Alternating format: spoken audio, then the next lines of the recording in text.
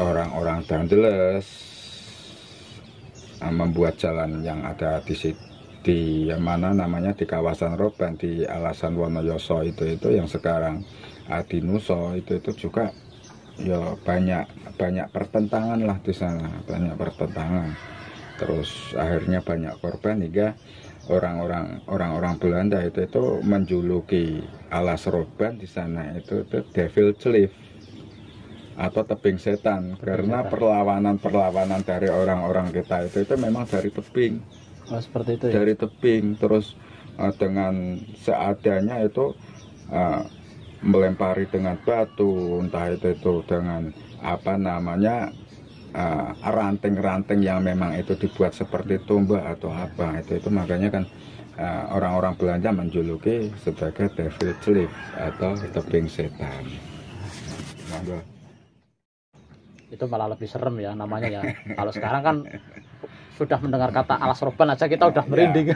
Ya, karena memang Alas Roban itu kan banyak sejarahnya, sebenarnya banyak sejarahnya dari era sama abad ke-7 hingga 8, kemungkinan abad 6, 7 itu memang sudah Batang sudah mengisi Batang klasik di situ itu apa namanya Hindu Buddha karena di Roban, Pantai Roban yang sekarang itu di sana itu ada dulu itu ada perkampungan pelabuhan dan celong, itu memang pintu masuk. Pintu masuk dulu apa namanya budaya Hindu Buddha itu memang masuknya dari sana.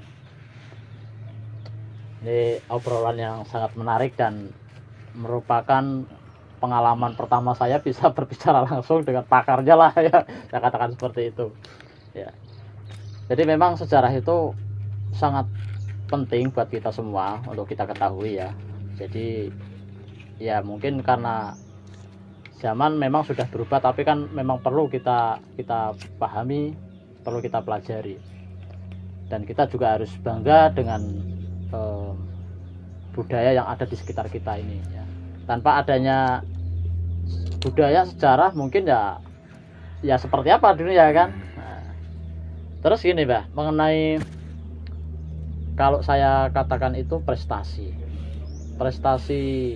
dalam kepemerintahan dulu itu, atau mungkin apakah memang ada peninggalan yang masih ada, atau bagaimana ini Mbah mengenai prestasinya dalam kepemerintahan? Tentang apa namanya pemerintahan dan kemajuan, otomatis dalam kepemerintahan itu juga didukung dengan ekonomi. Ekonomi apa namanya ekonomi di dalam kadipaten sendiri, pemerintahan, karena ekonomi sangat mendukung sekali dengan adanya pemerintahan. Kalau ekonomi lemah maka pemerintahan akan lemah, ya kan. Nah, di situ juga pada waktu pemerintahan Sri Ratu Batang, Bupati Batang yang ketiga, itu menggalakkan apa namanya dok kapal, ya, pembuatan kapal yang ada di mana itu Jangkaran. Itu memang Jangkaran itu memang di sana tempat kongsi atau orang-orang menanam saham yang sebenarnya di sana itu banyak orang-orang keturunan Chinese di sana. Makanya kemajuan itu sangat pesat sekali di sana. Era itu dan orang-orang Batang sendiri pada pemerintahan itu adanya kolaborasi dengan kerajaan Cirebon. Terus untuk mengelola hasil dari laut yang disebut terasi itu kan memang kita mendatangkan dari sana. Kita mendatangkan dari Cirebon, yang sehingga ada kolaborasi antara Batang dengan Cirebon. Terus situs-situsnya itu masih ada di TK Masitoh yang masuknya itu Salaan, Salah. Lorel. Oh, Lorel. Ya, di sana banyak makam apa namanya orang-orang Cirebon di sana. Terus hingga sampai sekarang masih terawat dan masih apa namanya diakui keberadaannya. Makanya apa namanya pemerintahan Kabupaten Batang pada saat Sri Ratu Batang itu memang ekonomi itu sangat pesat sekali karena di sana itu makanya kan dia dinamakan adanya klidang kongsi. Oh iya. Klidang kongsi karena di sana itu memang banyak penanam saham dari orang-orang Chinese di sana. Jadi perekonomian pada zaman dahulu itu sudah ada kaitannya dengan orang-orang luar dalam asing gitu. Iya, otomatis di situ itu kan berbagai apa namanya budaya terus pemerintahan juga, terus akhirnya adanya suatu pengembangan budaya dan agama ya.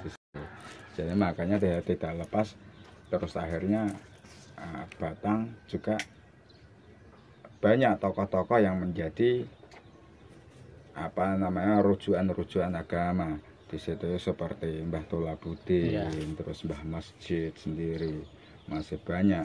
Terus akhirnya itu juga ada tulisannya, ada tata-tatanya di Cirebon, di apa Pondok Buntet itu ada. Terus di daerah sini apa namanya Pondok Suralaya yang ada di Sukabumi itu memang masih ada. Nah, makanya kan di Batang itu ya saat itu memang sering disebut-sebut karena pada saat itu makanya ada buku Haji de Graaf yang berbunyi di situ itu kejayaan tahta Mataram itu tidak lepas dari Batang. Nah, ya. Karena Batang itu saat itu Batang menjadi lumbung padi terbesar di Mataram. Itu Batang ya, yang pada saat itu hasil panenannya itu terus untuk logistik perjalanan menyerang ke Batavia. Jadi itu jadi Batang sangat menyokong sekali pada saat itu. Nah, dari pertanian terus kelautan sangat mendukung sekali. Terus akhirnya hingga sampai ke kapal, sampai sekarang juga kapal di Batang itu kan sangat masyhur. Kalau di luar sana itu sangat masyhur. Kita banyak yang memesan kapal itu kebanyakan dari Batang semua. Sampai sekarang yang sampai ada sekarang, di kawasan yang ada di kawasan di Ngebum Batang ini. Ya. Salah satunya yang di situ itu adalah Mbah Urip. Mbah Urip itu. Iya, Mbah Urip. Saya nggak asing itu kata-kata Mbah Urip itu, tapi saya nggak pernah tahu siapa sih beliau itu. makanya kan kalau Batang pada saat Sri Ratu Batang itu memang masih jaya-jayanya Kabupaten Batang. Terus akhir di situ itu yang ada beberapa lagi saat itu yang menjadi Bupati Batang itu kan ada yang bernama Jayang Rono III itu. Jayang Rono III itu jadi putra Jayang Rono yang kedua, terus Jayang Rono II dan satu itu adalah Bupati Wiroto atau Wirodeso dulu. Jadi seperti itu dulur-dulur, panjang sekali kalau diceritakan mungkin 3 hari nggak cukup. Jadi luar biasa ya ternyata ya Kabupaten Batang itu. Jadi memang ya itu tadi, kita harus benar-benar ya setidaknya kita tahulah secara sedikit tahu, karena memang kalau menurut saya itu juga sangat penting sekali ya. Apalagi kalau di zaman-zaman sekarang itu waduh, mungkin umur kelahiran milenial. Ya milenial lah ya. Ya adanya paling sejarah-sejarah yang apa ya, sekarang itu main game semua. Kalau saya tuh kebetulan nggak terlalu suka ya dengan permainan game itu. Jadi saya tuh terus terang saja, kalau saya tuh orangnya mudah penasaran, Mbak. Iya. Makanya saya hadirkan jenengan di sini itu selain untuk pengetahuan saya, juga pemirsa yang ada di rumah. Nah, seperti itu. Jadi begitu dulur-dulur ya. Nah, itu tadi kita bahas kepemerintahan yang pertama sampai ke ketiga. Itu baru ketiga. Nah, ini setelah itu siapa, Mbah, selanjutnya? Oh, kalau yang selanjutnya itu sudah saya apa namanya, ada catatannya, tapi saya kurang hafal. Yang kurang hafal yang hanya itu apa namanya, bupati yang ke-16 itu Pangeran Sidorawuh ya. Pangeran Sidorawuh yang proses Jalan Dandeles itu pengawasan langsung dari Pangeran Sidorawuh atau Suruh Adiningrat I yang pada saat itu. Jadi banyak sekali yang saya ceritakan tadi, Jalan Dandeles, dan ada nama-nama yang bernama Devil Cliff itu Devil Cliff. Terus di situ juga ada ini ketokohan lagi yang bernama Mbah Wiro Seblo. Mbah Wiro Seblo X dari prajurit Pangeran Diponegoro, yang beliau sebagai berpangkat penatus atau prajurit yang membawai 100 prajurit. Itu juga ikut serta dalam apa namanya, pembebasan yang ada di Alas Roban untuk dijadikan Jalan Dandeles di situ. Terus padahal yang apa namanya, Pangeran Sidorawuh sendiri adalah dulunya beliau putra keempat dari Raden Tumenggung Jayangrono, Bupati Wiradesa, sekarang masuk ke Kabupaten Pekalongan. Dulu yang beliau siapa namanya, Pangeran Sidorawuh itu bernama Radenggung Sumodirejo, yang saat awalnya menjabat sebagai penarik pajak beras itu tahun 1607. Dulu sudah ada pajak. Ya.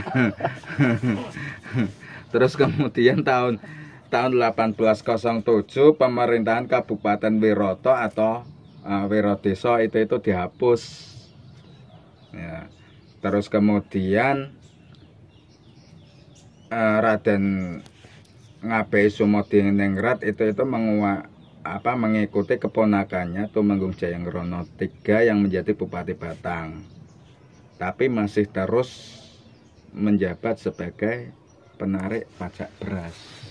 Ini catatan saya yang setelah itu pangkatnya dinaikkan menjadi Raden Ronggo Surodirjo.